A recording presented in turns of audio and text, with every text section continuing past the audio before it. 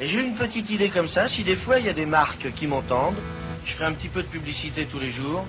S'il y a des gens qui sont intéressés par sponsorer une cantine gratuite, qu'on pourrait commencer par faire à Paris par exemple, puis qu'on étalerait après dans les grandes villes de France. Avant cet appel historique à la solidarité sur Europe 1 le 26 septembre 1985, il existe déjà des chaînes de solidarité associative, comme le Secours populaire, le Secours catholique ou les Petits Frères des pauvres, qui en cet hiver 1966 préparent les colis de Noël pour les personnes âgées. Nous avons de la salade de fruits, du café qui fait toujours très plaisir aux vieillards, de la confiture de framboise, du poulet chasseur. En dehors de la confection des colis de Noël, bien sûr, toute l'année, nous avons des repas à domicile pour ceux qui sont le plus pauvres. Et puis nous portons aussi des colis hebdomadaires. Et puis alors des colis mensuels, nous en avons plus de 200 par mois à porter. À la même époque, ces mêmes associations ouvrent des centres d'hébergement pour réhabiliter des hommes en rupture, comme ici à La Roche-sur-Yon. Maintenant, j'ai trouvé un travail. D'ailleurs, depuis le jour où je suis arrivé, 48 heures après, je travaillais. À Nantes, un médecin, Marion Cahour, crée en 1970 le restaurant Braine Cosette, où près de 150 repas seront servis tous les jours. Dans cette couche de population, on est vieux déjà vers l'âge de 40 ans. Mais maintenant, on a presque autant de jeunes que d'adultes. On a des mineurs, on a des petits pinques. Ils n'ont pas de projet, ils n'ont pas d'avenir. Et pratiquement, on ne fait rien pour eux. Comme personne ne fait rien, en ces années 80, on interpelle et on médiatise.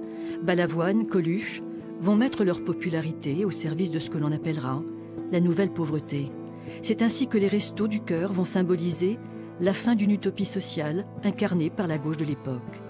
Durant l'hiver 1985-86, avec 5000 bénévoles à travers la France et 8,5 millions de repas distribués, les restos sont dépassés au point de demander à l'Europe de céder des stocks alimentaires. Une organisation se met en place identique à tous les départements, comme ici, dans la Sarthe, avec des dizaines de bénévoles. On a tout le monde, des hommes, des femmes, des retraités, des gens d'activité. C'est un peu l'une des caractéristiques du Resto du Cœur. Alors c'est Paris qui nous approvisionne parce qu'il achète la nourriture à l'échelon national en faisant des gros marchés et qui nous renvoie ces repas donc par département. À sa mort, le 19 juin 1986, l'humoriste laisse un héritage qui va devenir une aventure colossale. Le 20 octobre 1988, le Parlement français vote à l'unanimité la loi Coluche. L'article Coluche, adopté à l'unanimité par l'Assemblée nationale, il prévoit des réductions d'impôts sur les dons aux associations d'aide alimentaire.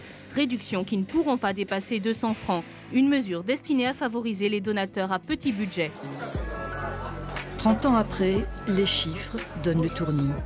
132,5 millions de repas sont distribués en France. 6 200 000 en Pays de la Loire. Dans des locaux de plus en plus accueillants et avec des bénévoles de plus en plus motivés, parce que personne ne peut rien faire, ni faire mieux, les Restos du Cœur sont condamnés à exister et à se développer.